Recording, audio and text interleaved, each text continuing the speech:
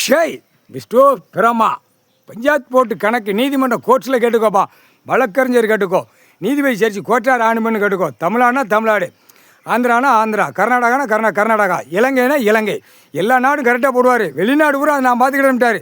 இப்போ எனக்கு குறி இலங்கையிலேருந்து டெல்லி வரைக்கும் தான் எனக்கு கணக்கு அப்படின்ட்டார். இந்த பேரோட அடிக்கிற அடியில் உலக நாடு அரசியல்வாதி இல்லாமல் அது ஒட்டு மொத்தமாக அழிச்சிருவார். அழித்து இன்னைக்கு போட்ட முடிவு சென்னை மெட்ராஸில் உட்காந்துருக்காரு ஐயா, உட்காந்துட்டார். உட்காந்து என்ன அப்படிங்கிற கணக்கு பார்ப்பார். ஏன்னா இந்த பேய் அரசியல்வாதி கடவுளாக நம்மளாம் பார்ப்போம்னால இப்போ ஒவ்வொருத்தனையும் மண்டே பிக்க விடுவார், பிச்சு குளறுபடியில் விடுவார். கடவுள்னா தெரியணும்ல, கண்டாரோலி மனுக்கு இந்த குய்மனுக்கு தெரியணும்ல. ஏண்டா ஆட்டுன்னு ஆட்டி பூரா கைலாசத்தில் குடும்பமே ஆட்டி எடுத்துட்டியாடா பாய்ப்பேல. அந்த 5 வருஷம் ஆண்டு காலமாக குடும்பமே ஆட்டி எடுத்துட்டியாடா பாய்ப்பேல. என்னைக்கும் பார்வதி அம்மா கண் கலங்காது. என் பிள்ளையே பாடாப்படுத்தானே. பூமியில் நாங்கள் உட்காந்துருக்கோம், பூமி சொத்து, பூமி கணக்கு, பூமியில் விவசாயம் பண்ணி தின்னு காற்று மழை கடவுள் கொடுக்காரு, என் ஈசன் கொடுக்காரு. இந்த மானிட போய் என் பிள்ளை என்ன பாடுபடுத்துகிறான். அடிக்கணுங்கிற கறி இப்போ வெறியில் இருக்குது அந்த அம்மா, புரியுதா?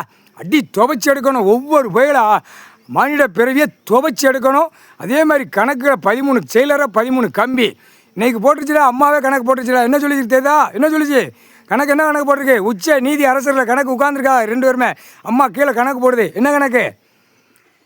ஆட்சி கோர்ட்டுக்கு ஆட்சிக்கு கோர போகிறாரு. நீதிமன்றம் கோர்ட்டுக்கு ஆட்சிக்கு கோர போகிறாரு. அந்த ஆட்சி உட்காந்தா என்ன ஆகும்? கணக்கு எல்லாம் ஒண்டிச்சு ஐயாட்ட வந்து ஒப்படைக்கணும்.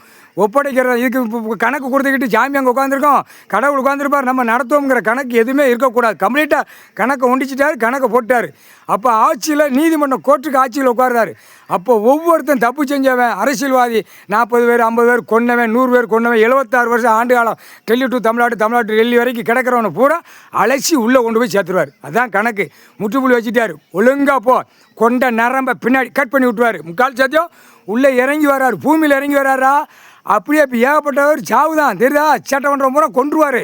ஆனால் உச்ச காளீஸ்வர் தான் உள்ளே இறங்கி அடிக்க முடியும். அவர் அந்த கணக்கில் இறங்கிட்டார். இப்போ சென்னை மெட்ராஸில் ஐயா உச்ச காளீஸ்வர் உட்காந்துருக்காரு.